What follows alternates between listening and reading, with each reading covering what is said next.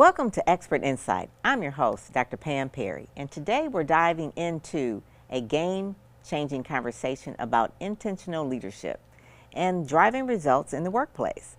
My first guest is a powerhouse in corporate leadership, an internationally recognized author, a champion of servant leadership, none other than Omar L. Harris. With over 2 decades of experience leading teams at Fortune 500 companies across the globe, Omar is on a mission to revolutionize how we lead and inspire.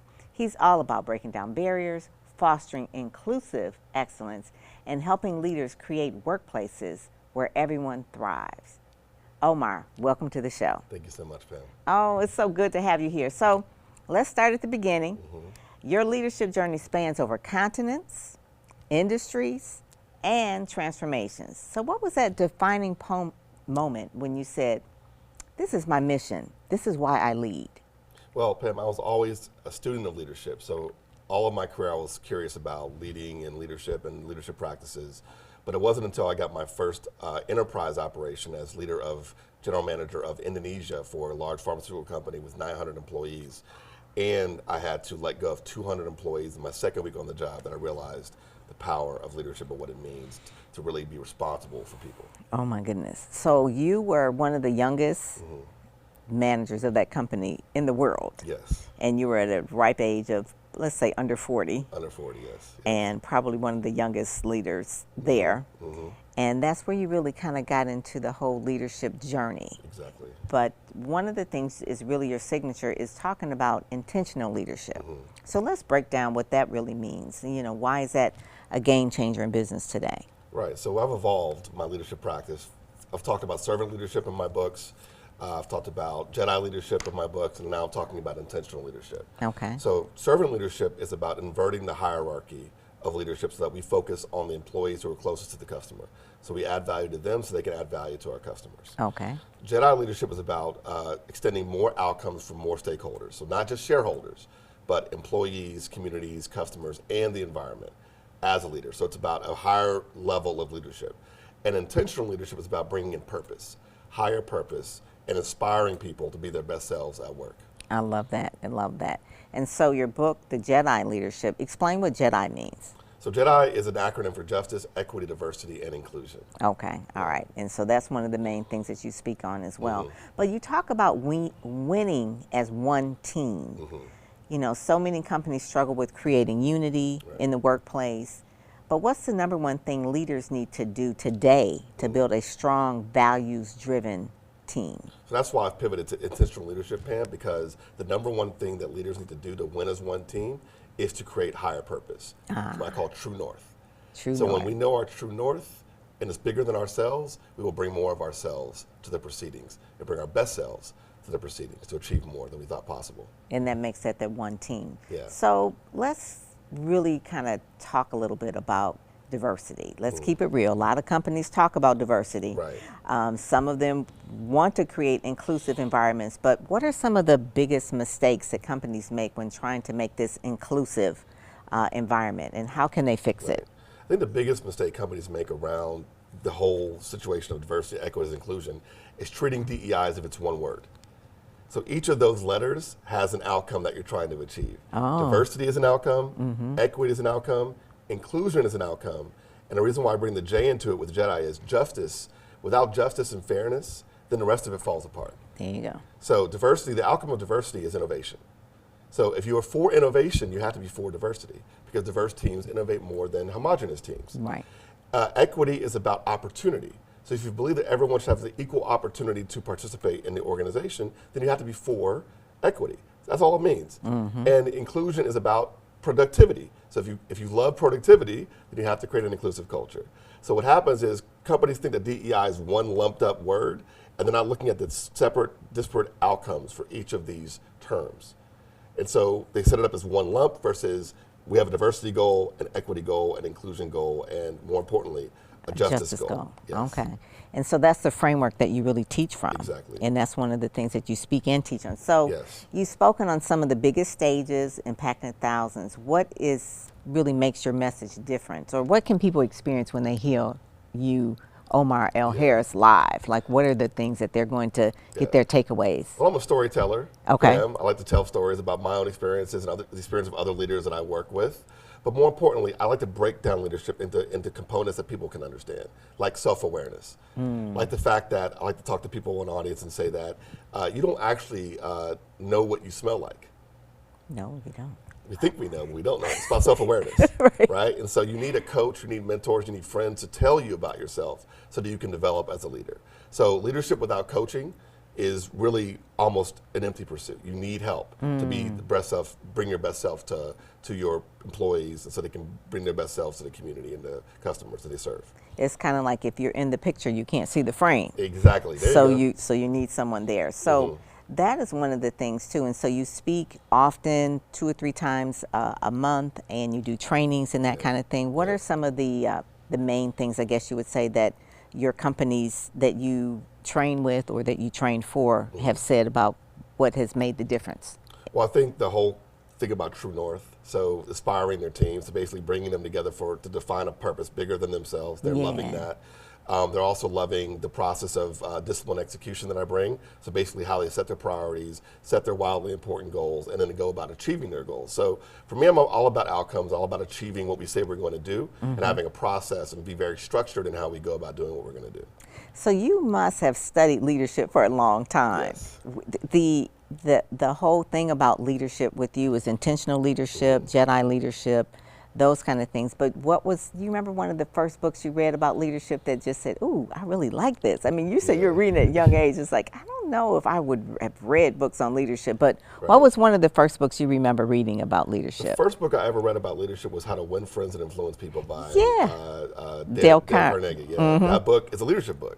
I didn't realize because that. leadership is influence. So when you're talking about influencing people, you're talking about leadership. And so one of the things I took from that book that I still use today is he has an exercise in the book to walk around smiling at everyone you meet for a day. It transforms your interactions with people. Just smile at everyone you meet as soon as you see them. And you will see the transformation in how people receive you and how you are perceived by everyone around you. That's true. Leadership is influence. Yes. I love that. I love that. So if you had one leadership lesson to put on a billboard for the world to see, what would it be? It would say lead with love, but love is an acronym, LUV. Oh. And that acronym is for empathy. So love is an acronym for listen, understand, and validate. Empathy. That is so true. That is so, and that's where the inclusiveness comes in as well. And that's one of the main things. So how can companies, as we wrap up now, and organizations bring you in to fire up their teams or to transform their leadership and create real impact? How can they connect with you? Online, fam. OmarLHarris.com. Love it. Is the easiest way to find me. I love it. And then are you on social? I'm on LinkedIn. Yes. I do a lot on LinkedIn. So Omar L. Harris on LinkedIn. Omar L. Harris on Instagram. I'm on Blue Sky now, so you can find me on Blue Sky. So I just got on Blue Sky the other day. So basically, wherever you want to find me, Omar L. Harris is your key to find me. Omar, this conversation has been powerful. Oh my, you've given us so much insight into leadership, accountability, and how to truly empower teams in today's world. Thank you for sharing your wisdom and dropping those gems. And for those of you watching, if you want to keep learning from Omar and his incredible work, be sure to check out his latest book and follow him on social media for more leadership gems. When we come back, we're shifting gears to the world of education and student engagement with an expert who's changing the game in classrooms across the country. Stay with us. Expert Insight will be right back. Welcome to Speak, Sell, Shine, the premier event for speakers ready to elevate their influence and make their mark.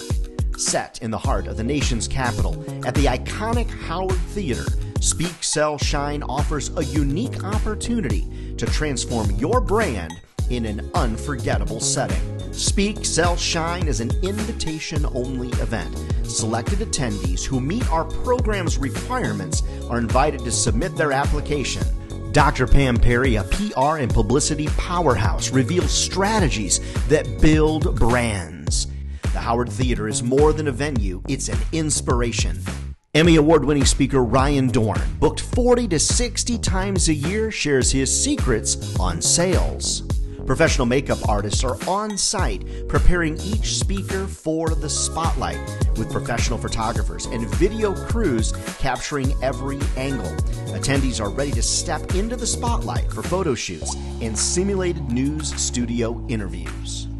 At Speak, Sell, Shine, participants walk away with more than just materials. They leave with a new perspective, a refined message, and the tools to take their brands to the next level. Are you ready to speak, sell, and shine?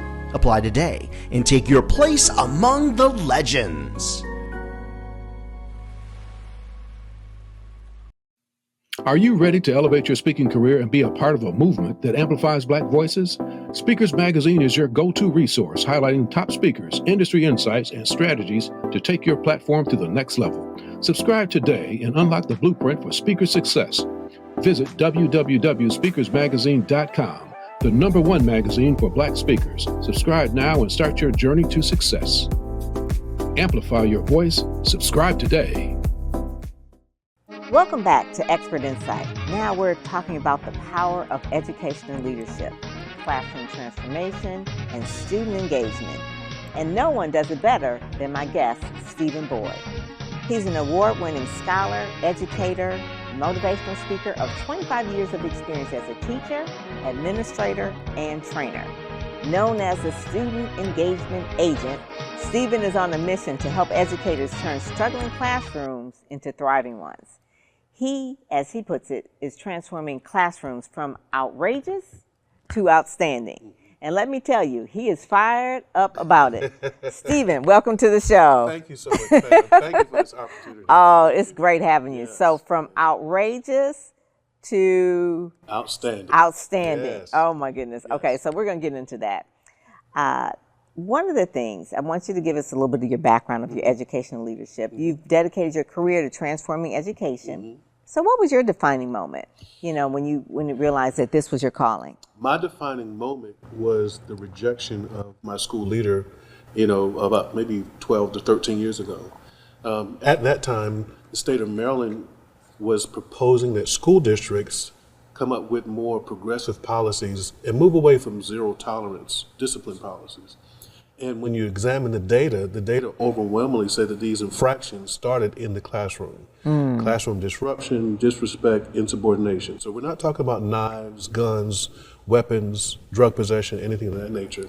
And these were the overwhelming data points statewide. And so the state board wanted the local school boards to come up with more progressive policies. Well, when you really examine that data, all those infractions start in the classroom. In the classroom. And so therefore, it was my idea that I put forward to the leadership at the time, say, hey, we need to do classroom management training.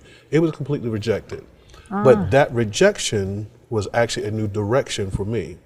And so therefore, I went to some classroom management trainings, and I really loved it. I loved the fact that they were presenting, and I saw something in that kind of was a light bulb in me. Yeah. And as a result of that, that really began the trajectory of this is really what I'm called to do in terms of transforming classrooms, transforming teachers, getting them to think differently about behavior, and then helping them shine because they want to teach their content. And that really was a defining moment for me. Oh, that is good. So you're taking something negative, turn it around to positive, and really found that classroom training was like your thing. Oh, that was my thing. That was your Yeah, thing. That was your thing.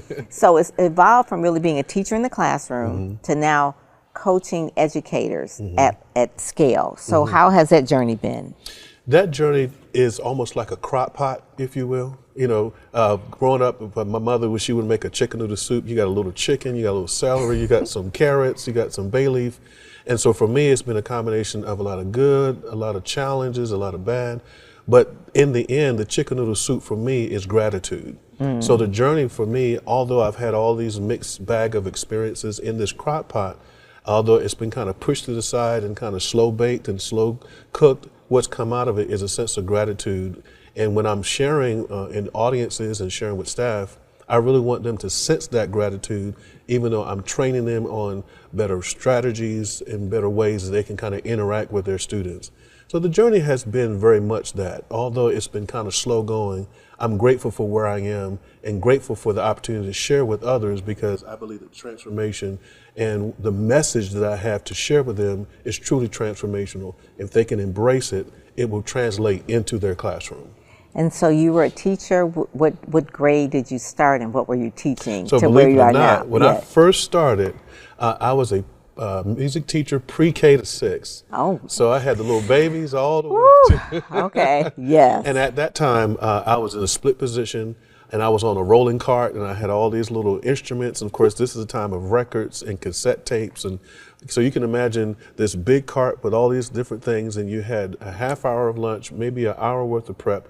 So all day long, you're going from classroom to classroom, you know, and on certain days, I was split between 2 schools. And so in the beginning, it was helter-skelter. So we're going back almost 30 years. I mean, the classroom has evolved, schedules have evolved since that time. But You're still K through 12, though. and still K through 12 at that time. Then I matriculated to become a middle school music teacher because I really wanted to do choirs and stuff like that. Yeah. And a little bit more challenging music.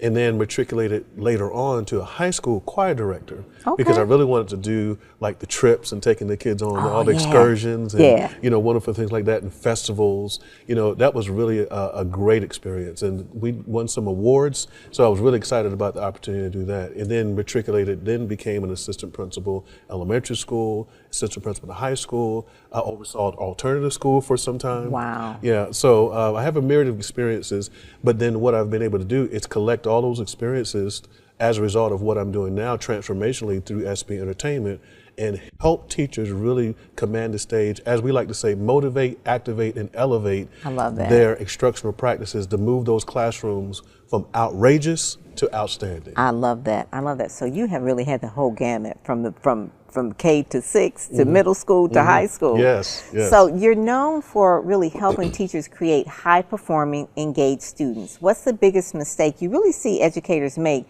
when trying to boost classroom engagement? The biggest mistake educators make is assumption.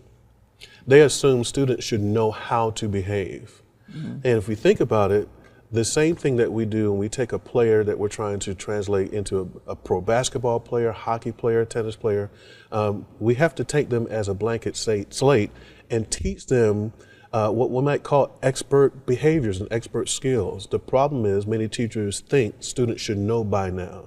They should know how to walk into the classroom. They should know how to sit down. They should know how to sharpen a pencil. They should know by now.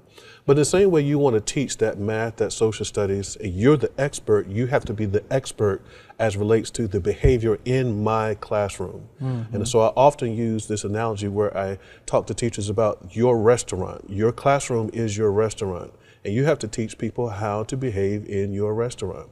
And so what I would challenge teachers to do is, what am I assuming that's taking classroom instructional time in my classroom? You know, if you have to teach students, this is how we talk to one another in my classroom, show them the perfect, show them the erroneous way to do it, even show them ways that you don't even want them to experiment with it. Show them the gamut. Make sure that you monitor that. I have a method that you have heard about called the ATM method. Assume nothing, teach everything, and then model and monitor. And so therefore, when we talk about really what it is that teachers are doing wrong, is if they can erase assumption and teach behaviors in the same way you teach math, in the same way you teach science, social studies, whatever your content area, you will find that you'll get your time back. You'll find your relationships with your students will be better, but most importantly, when it comes down to formative and summative assessments, you'll find that your data is going to overwhelmingly improve because you have created this environment where you have this community and the kids are collaborating with you instead of working against you. So the ATM method, I love that. The ATM method. I love that. Right? I love that. We want the teachers to cash in. Yes, that is cool. I like that. I like that. So that framework. So we hear a lot about the struggles in education today, teacher burnout, student disengagement, even defunding the schools. So what's the one power move teachers can make right now to shift their classroom to be more dynamic for the better? Just build relationships, because you know relationships are going to outlast presidents, policies, picket lines. I have students today that will see me in the store and say, yo, Mr. Boyd, what's up, you know? You remember that poem we used to do at the beginning of your class? And Oh my all those God. so those relationships outlast. When I even Yes. think about, you know, maybe some of the internal things and the political things that were happening at those times, you know, it feels like the sky is falling, you know, particularly when we look at this current administration, you know, everyone feels like the sky is falling, but I would encourage students to keep first things first, keep the main thing, Yeah. build relationships with students, because those relationships will outlast whatever we're going to be continuing with over the next 4 years. That's true. And we know that the pendulum in politics kind of swings every 4 years, every 8 years anyway. And so focus on what matters, and that's really building high quality relationships with students that's going to translate with them for the rest of their lives. That is good. That is good. So if you had one message to put on a billboard for teachers across the country, what would it be? Be great no matter what. I love it. Be I love great it. no matter what. Those students need you to be great. When you are not feeling well, be great. When you're not sure what you're teaching, be great. When you're questioning what you're doing, just be great. And be there and be present. Be present. And be present, because students, they're going through so much. The mental health crisis, as we know, has really been skyrocketed. exacerbated by the pandemic. And we know that schools now are trying to bring in a lot of extra providers. There's been an increase in social workers in schools now to provide those particular services that students need, therapeutic services. And so, but you may not be a therapist, you may not be a psychiatrist, you may not be a psychologist, but you know what? You can just be present and do the best that you can to be there and be a scaffolding for these kids who are really going through so much in their personal lives, and bring it to school. This is the only place that for 6.5 hours a day that they're going to somewhat be safe. So why not be safe around you? And why not connect with you? I love that, being connect. So you're working on a book. Yes, I am. Yes, I So am. it'll be out this year. Can you divulge the name? I think I kind of said it in the open, but you can. Yes. So we have a training that we put together and released in 2022 called Contagious Teaching. And so now we're going to convert that to a book and make that available. Contagious Teaching is a training we put together that really asks the question, what's the secret sauce of a master teacher? What is it that a master teacher does that is that it factor? And so there are 4 things that we came up through our research that when we actually looked at different evaluation and observation models, comparing and contrasting them, we found there were 4 things that were consistent from California to Hawaii to New York or wherever. And these 4 things, what we call the 4 C's: connection, content, context, and containment. And so connection just had to do with relationships. Context has to do with really understanding who's in front of you, student-wise, and then using that context to inform your content. The content is the explicit instruction piece, where we really help teachers teach based on the quality of instruction versus the quantity of time. And then finally, there is containment, which is really talking about how student engagement helps them to contain what you want them to retain. So if we think about important. a container, right? Yes. You know, so when we increase that engagement, the retention of knowledge goes up.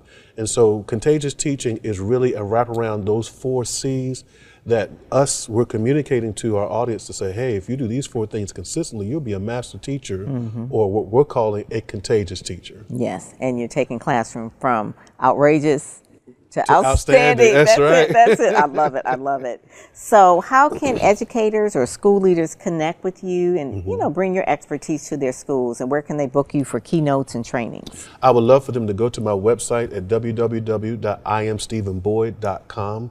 Also on social media at I Am Stephen Boyd, both on Instagram and on Facebook, and on LinkedIn, I Am Stephen Boyd Now. On LinkedIn. And you can connect with me on all those platforms. And I think on YouTube it is I Am Stephen Boyd Now. Good. Very good. Thank you so much for joining us today. This has been really good. Thank you.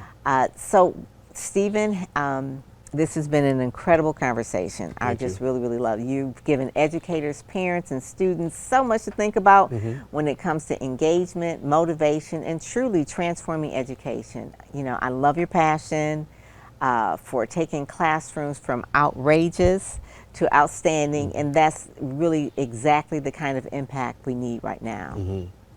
Thank you for sharing your expertise with us. And for those of you watching, if you want to learn more about Stephen's work and how to bring his game-changing strategies to your school or your organization, be sure to follow him at IamStephenBoyd.com and check out his resources.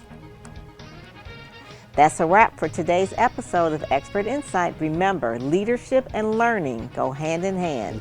So stay inspired, stay informed, and we'll see you next time.